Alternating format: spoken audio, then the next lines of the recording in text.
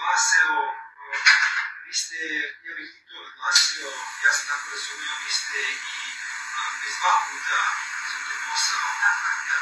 Osim što ste nastavili tako u školi, vi ste aktiviste prepoznati ovde na lokalu i nije jedna borba, ova borba u kojoj... Nažalost nije, da. Kako su vaše iskustva kada govorimo naravno o misiji Milica na Kačića? Pa naša borba je, kao što je Snežana već rekla, počela 2022. godine, kada smo započeli zapravo tu inicijativu za besplatne udžbenike.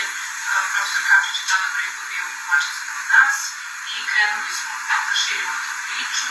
Ona se primila negde slabije, negde malo više, malo je specifične sredina pošto imamo i nacionalne manjine.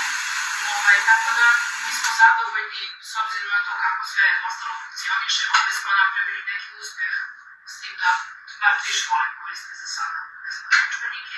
Ja bih samo iskoristila priliku, izvinjavam se, da pozdravim još jednom našeg gospodina Novakova, koji nam je izašao u susret ovde, baš u vezi sa ovim što ste pričali, da smo imali jedno otkazivanje i zapravo gospodin Novakov i ovaj Kapić je preuzeo funkciju jedne institucije koju mi plaćamo kao građani koja treba da se bavi ovim temama.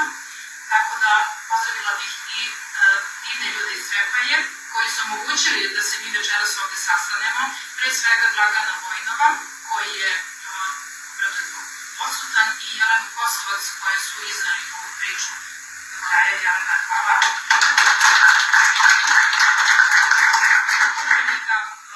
Tu nastupam iz 3 pozicije. Prva pozicija je pozicija nastavnica, što više nisam, evo, jezika. Druga pozicija je odbornica u lokalnom parlamentu.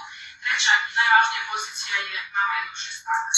Dakle, mi smo ovde mame 2 dečaka koji su koristili ove udžbenike i možemo slobodno da kažemo da smo se borili sa mnogo velikim pritiscima od početka, da je u školi postojao veliki otpor prema ideji besplatnih udžbenika. Ko dolazi, izvinjavam se, najviše otpor kada govorimo o školi? Dolazi pre svega od direktora, taj pritisak se dalje širi piramidom, prema zaposlenima, nastavnicima, zatim i prema roditeljima. Čak smo imali eksplicitno prijetnje da će deca imati lošije ocene, da će drugačiji tretman imati, što neće biti ravnopravno položili sa dolazi od nastavnika. To je dolazilo iza zatvorenih vrata, da učiteljice i nastavnice su imali kakav nalog da to govore. Međutim, mi smo pored toga izgurali tu priču i naša deca su bila među najboljim đacima u razredu i pored toga što su koristili udžbenike reputacije i odlično su se dokazali. A recite mi, šta vi lično mislite, evo, krajnje lično, zbog čega je to tako? Čega se plaše ti ljudi kada su kadri da je preti za zatvornih vrata izgovaraju roditeljima dece koju izučavaju uče, a ne samo nastave, već i pedagoški predlobi, jer se plaše besplatno i kvalitetnog proizvoda kakav jesu udžbenici Milice Kačić, jer se plaše čoveka koji isporučuje rezultate, a ne prazno obećanje.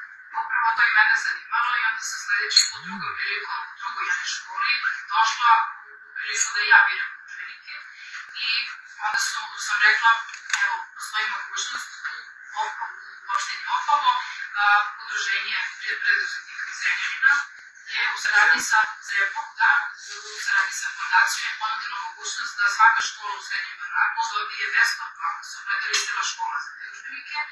Ja sam tu ideju iznala kao sasvim jednu zdravorazumsku logičnu stvar, međutim, rečeno mi je, mogu svi udžbenici posjetiti.